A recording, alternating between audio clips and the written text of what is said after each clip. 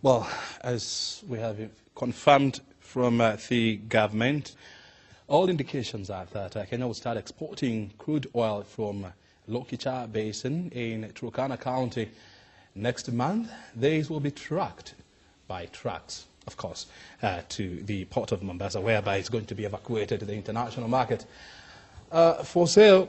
Joining us in studio to help us understand whether this makes any economic sense is Job Gakuo, who is an oil and gas expert and also the CEO of Upstream Oil and Gas Limited, joining us here in studio. Thank you very much indeed for joining us. A lot has been said about Kenya's plan to evacuate oil from Turkana to the port of Mombasa via trucks. I want to hear from you. You have been in this industry for quite a long time. Does this make any economic sense? I think, first, thank you for being here. I'm happy to be here. I'll take you back a little bit and say, you know, why are we doing this, or why is oil being evacuated? As your story was, it was mentioned a little bit earlier there, is that, yeah, we need to get already existing crude which is stored in Turkana into the port of Mombasa for export.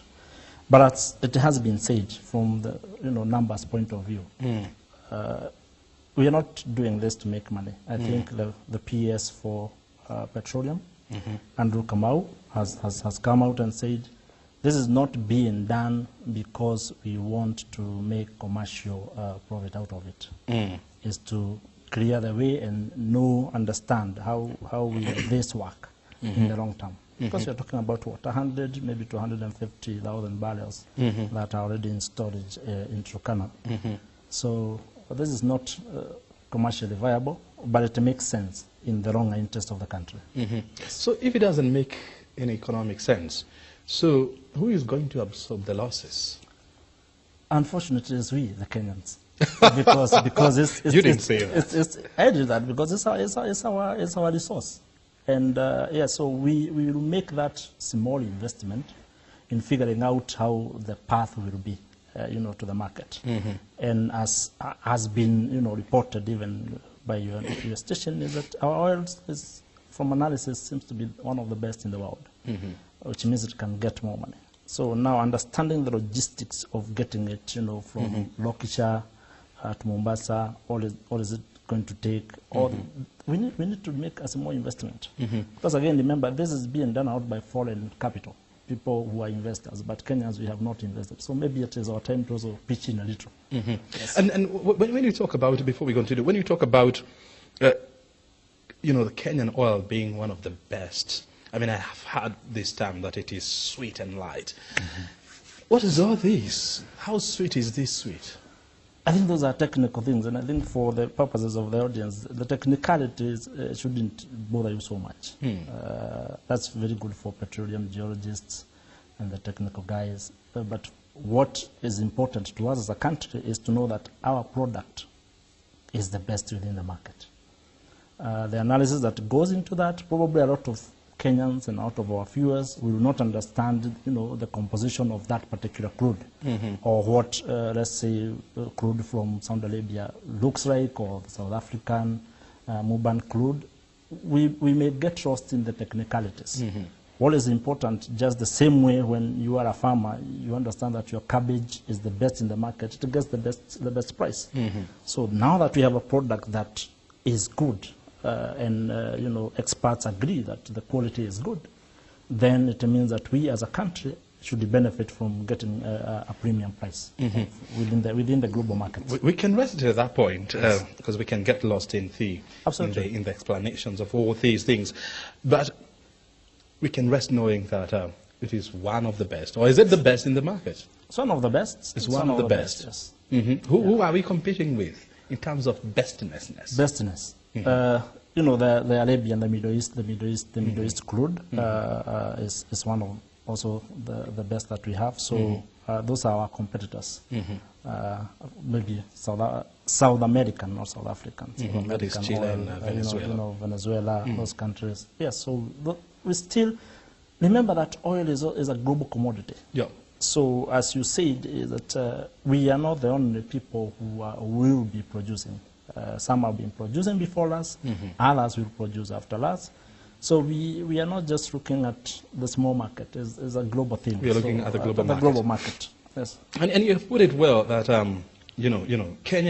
Kenya doesn't have the best oil in the world. It has some of the best oil in the world. And we know for sure that the Saudi Arabian oil, the Venezuelan oil, are some of the best in the world. And Kenya will be competing against these countries which have vast resources, which have vast knowledge and expertise on the exploration, importation, and of course, they also have the expertise on how to trade on the international market. Absolutely. Do you think Kenya stands any chance of hacking this industry? Yes, we do. How? We are young. Let's agree that, as a country, we are young. Mm-hmm. Some countries have been doing this for 40, 50 years, others even longer. Mm-hmm. And as they say, a journey of 1,000 miles starts with a single step. Mm-hmm. So we need to recognize as a country where we are. Yes, we have started the journey. We may not have probably the technical capacity to deal with some of these things, let's say at the exploration level or such kind of stuff. Mm-hmm.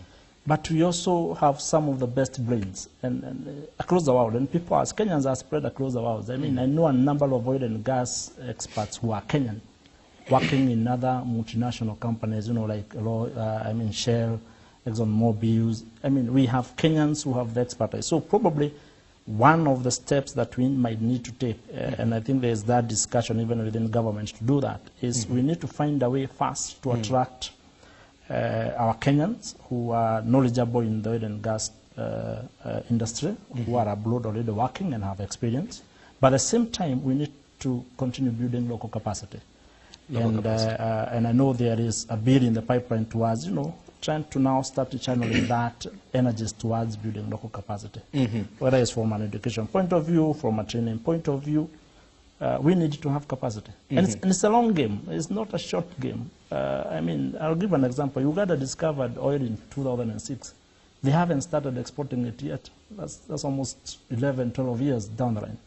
So this is a long game. This is not the rich, the get-rich-quick kind of schemes. So we need to have that long-term mentality in place. Yes. But of course, it's also good to be alive to the fact that, the economies of Kenya and Uganda are totally different. Bearing in mind that Kenya is a big economy, it is a more developed economy. But we are still attracting the same investment dollars. Absolutely. Absolutely. But we also have to be alive to the fact that we are attracting more dollars than Uganda as well. I agree. But let's look at it from a profit perspective. And we know that oil prices have crashed in the last 3 years, to a point whereby at some point a barrel was going for $36. Right now it has gone, but it has peaked somehow, but it hasn't broken the $70 mark. Yes.